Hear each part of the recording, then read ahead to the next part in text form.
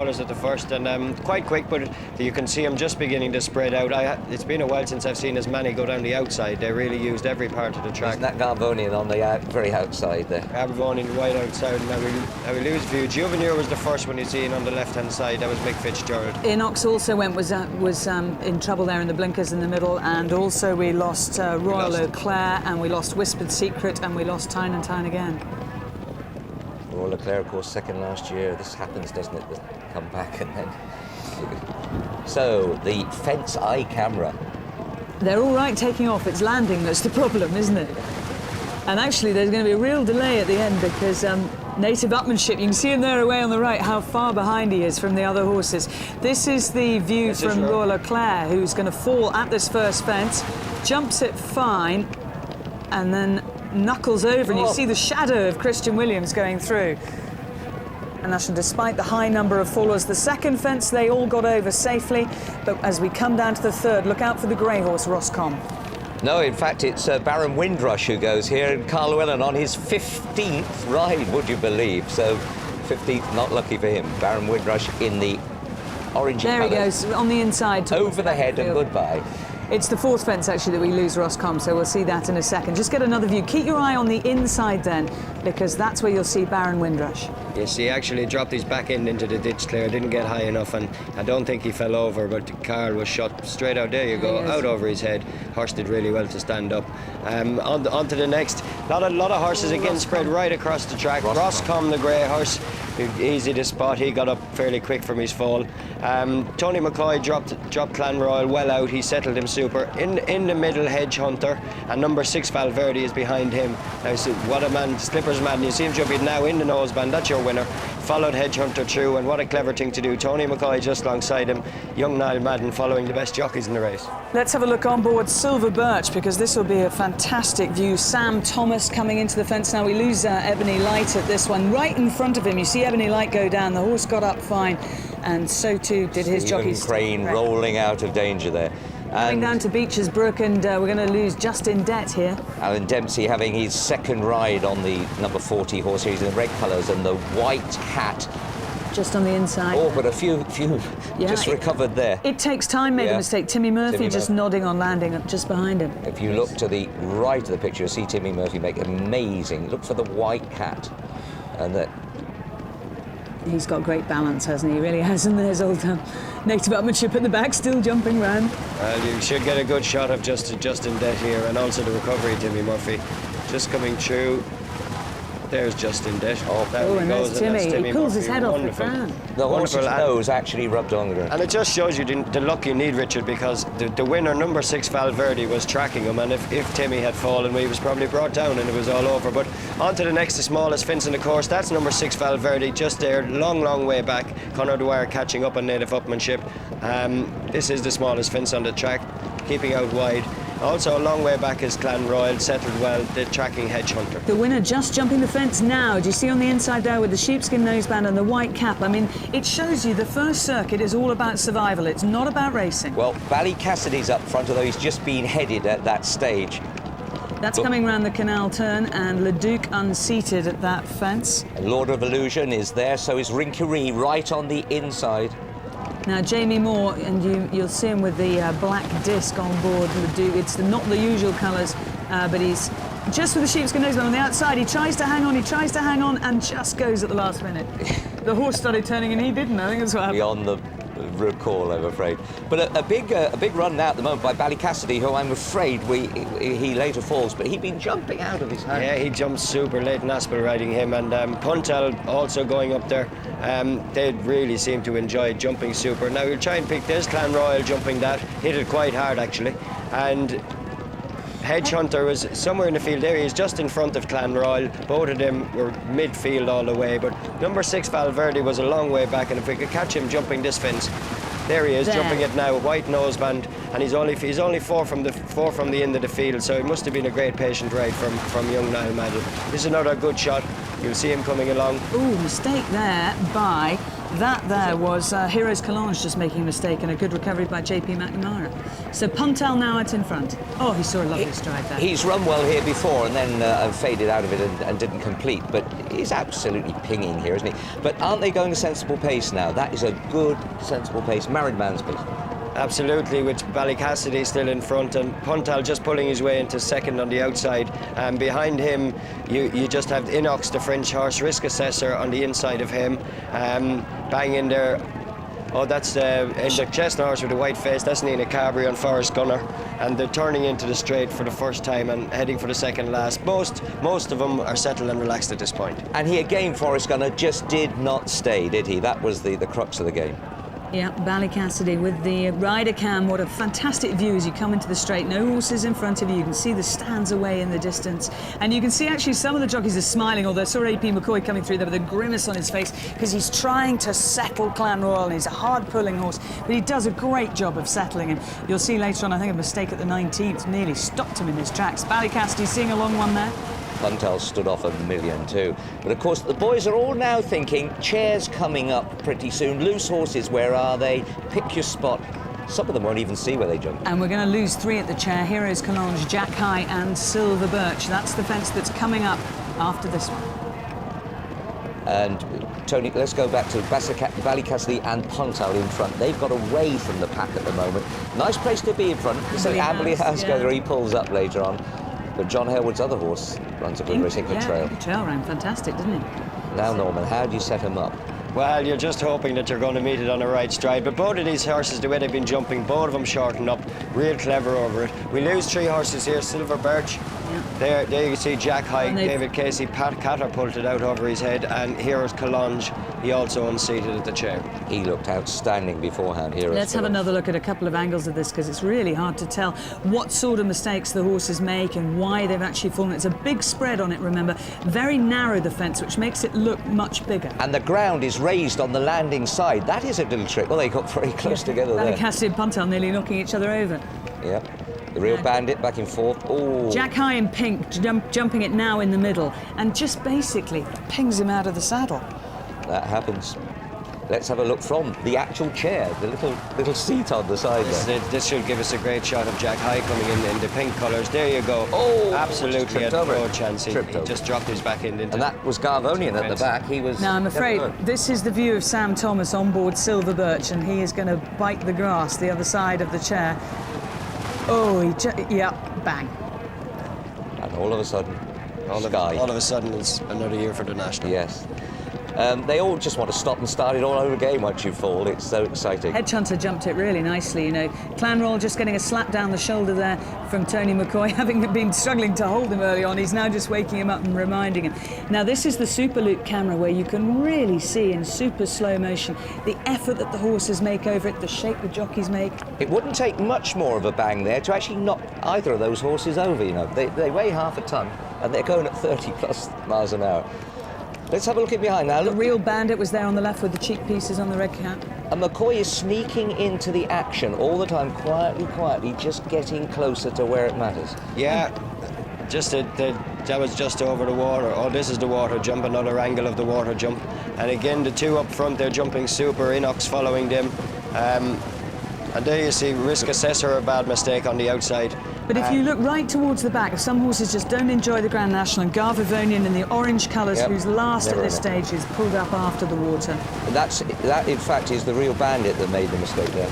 And Risk Assessor there right you see the winner jumping in the white cap. He's right in the middle. There's a bad mistake from Sir Roger out to back with Paul Carberry. See Garvivonian being pulled up at the back there, and also pulled up before they went out on the second circuit was Iris Royal, Lord of Illusion as well. And Garrett Cotter making exactly the right decision there to pull up. The horse was not enjoying it. There could be no other result. Yes, and there'll be another day. Well, heading out on the final circuit, everyone pretty relaxed at this stage. We've lost quite a few, but all the fancied ones, well, the well-fancied ones were still in it by bar Royal Eau Claire, who fell at the first. And the mentality of the jockeys changes at this point. You've survived the first circuit. Right, now gather your wits and play jockeys from here on in. Look who's still surviving with you, who have you got to beat, and so the whole thing changes from here on in.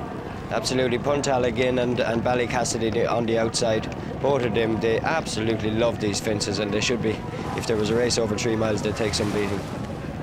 And we mentioned earlier about the ones that didn't make it out onto the second circuit. They were all pulled up because they just weren't enjoying it at all. And isn't it great to see so many people down the bank watching from the side? The real bandit was clever there, you know, you could see him put in the short one. Well, it had made him think at the water once he'd made a ricket there, you see. And just having a look at the same fence again, and you can see how much they're ready to go out and do it again, you know. It's 4.5 miles total distance. It's a long, long way round. Heroes Collonges loose jumped that absolutely brilliantly. Now, Shotgun Willie was pulled up after that 17th fence before the 18th, and you can see just wiping mud away from his face, Leighton Aspel on board Ballycassidy. Well, he is not going to make it an awful lot further. Yeah, and Barry Geraghty on Puntal having the ride of his life. You can see that what's coming out of his mouth. It's actually a tongue tie. It's to help him breathe, of course, keep the tongue down.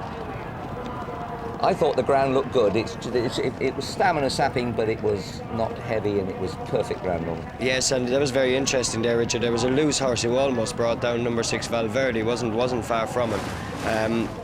We'll get another shot, but there's Leighton Aspel. Must have loved this horse because his 2 ears are pricked and he's just jumping from fence to fence. Yeah, he unseated his rider last year. I'm afraid he only got to the second. Well, Amberley House, having run a fantastic race, is pulled up after 21.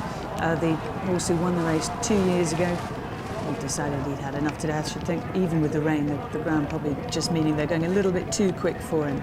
Well, heading down to Beaches for the second time, you can see Ballycassidy still out clear. Clan Royal, Hedge Hunter, and number 6 Valverde jumping it now. All of them just creeping a little bit closer. And Native Upmanship, having been left, has overtaken a few now and is at the back of that sort of middle bunch there. Birthday boy enjoying his day out. Now there's the eventual winner, having been nearly last for most of the first circuit. Now he's in a position where he can play his cards when he wants to. And Clan Royal to the right of him. Now this is the point of the race where Clan Royal was taken out last year.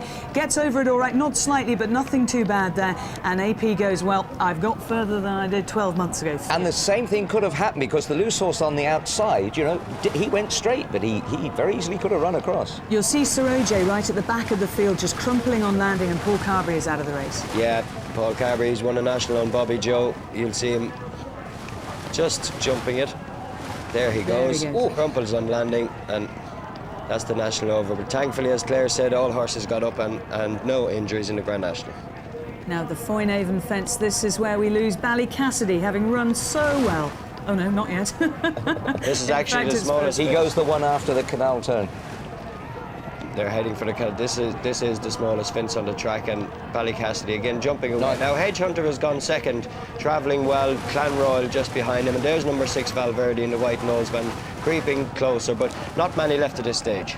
Oh, in the stripes there. Was that direct access, or I missed it? But anyway, it was a great, slow unseen rider.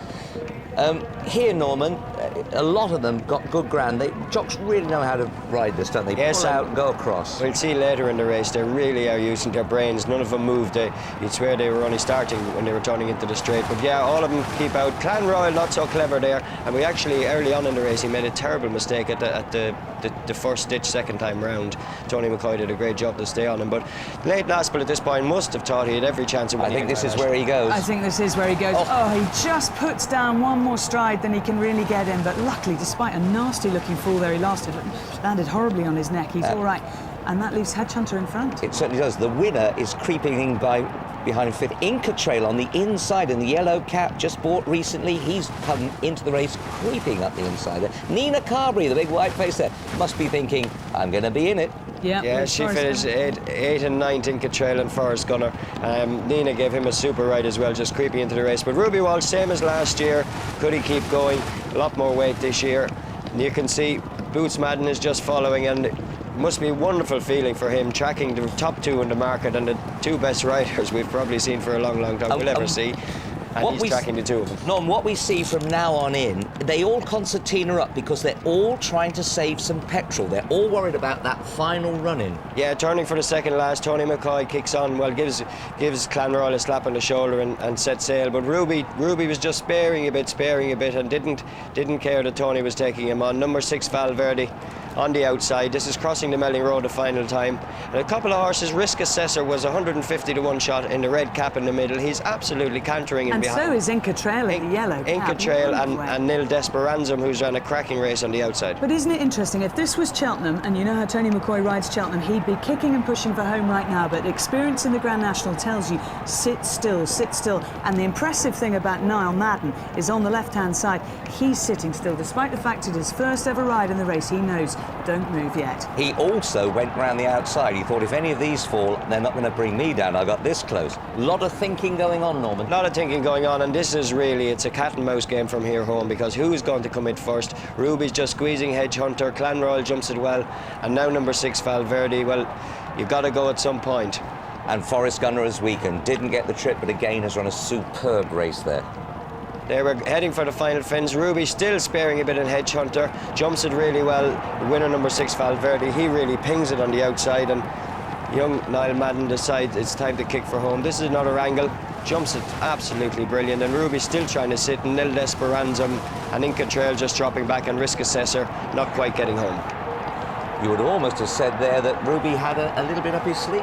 Yeah, and even at this point, Richard, heading for the elbow, I just thought he's just sparing a little bit. He was hoping the horse would stop in front. And now it changes, doesn't now it? it's, once they meet the running rail, Niall Madden, as he's sticking the right hand, rail on his left, and it's all over for Hedge Hunter, who's ran a cracking race, but it really is Niall Madden and Martin Brazel's day. Number 6, Valverde. Great training performance as well, because this horse won an Irish National last year, and he lined him up for here, and would you believe Ruby Walsh rode him last year to win the Irish National, and now he's back here beating him. But a cracking run, and also Nil Desperanzum back in third, or Clanroyal in third. That's the amazing thing. You kept thinking there's no way Clanroyal can be better than fourth, but it shows how much Tony McCoy wants to, he's still trying, he's still pushing, and eventually gets third in the photo finish. John Smith's Grand National. The winner was number 6, Valverde.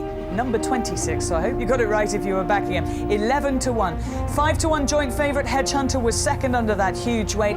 Clanroyal finishing third, the other 5 to 1 joint favourite. Nil Desperandum was just caught on the line by Clanroyal, ended up fourth. Fifth was Risk Accessor. Sixth was Puntal, who ran so well, made running for most of the first circuit. Seventh was Joe's Edge. Eighth was Inca Trail. And ninth and last to finish was Forrest Gunner with Nina Carberry.